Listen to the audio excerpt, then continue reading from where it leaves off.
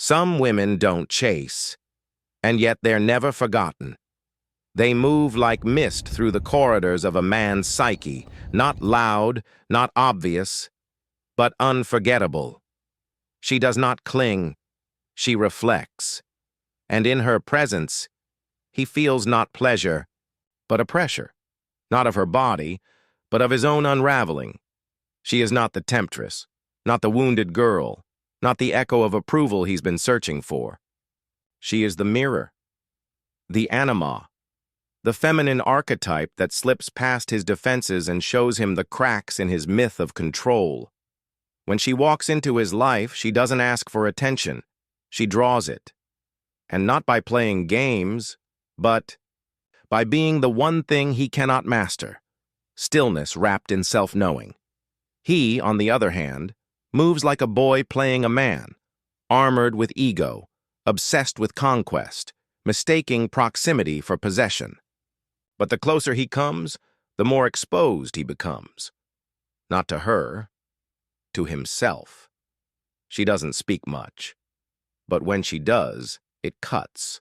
Not cruel, not cold, just true. He laughs to cover discomfort, flirts to avoid depth, retreats when silence hangs too long. And in that silence, he meets his shadow. The unhealed mother wound, the fear of inadequacy, the hunger for validation dressed as desire. She doesn't soothe it. She sees it. And that unnerves him more than rejection ever could, because here is a woman who does not need him to behave. She does not require him to stay, and he senses it. She could disappear tomorrow, and still, her absence would haunt him louder than any goodbye. She's the memory of a dream he can't retell but longs to return to, like a childhood place that felt safe, before the world taught him to posture. She's not the woman who replies instantly. She's the one who hears before she responds.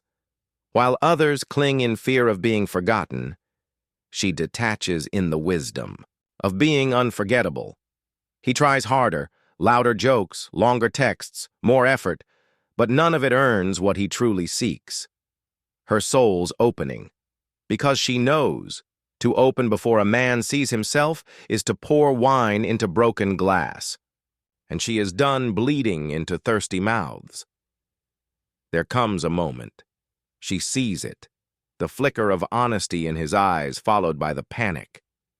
A glance that says, "I want you, but even more, I want you to fix me." And she steps back. Not out of cruelty, but out of clarity.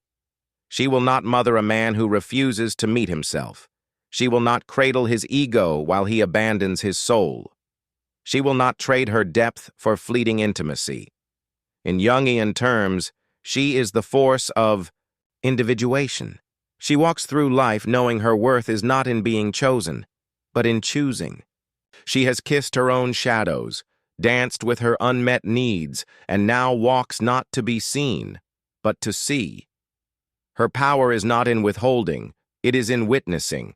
And no man forgets the woman who held up the mirror and did not flinch, because she didn't ask him to change, she simply showed him who he is and let him decide.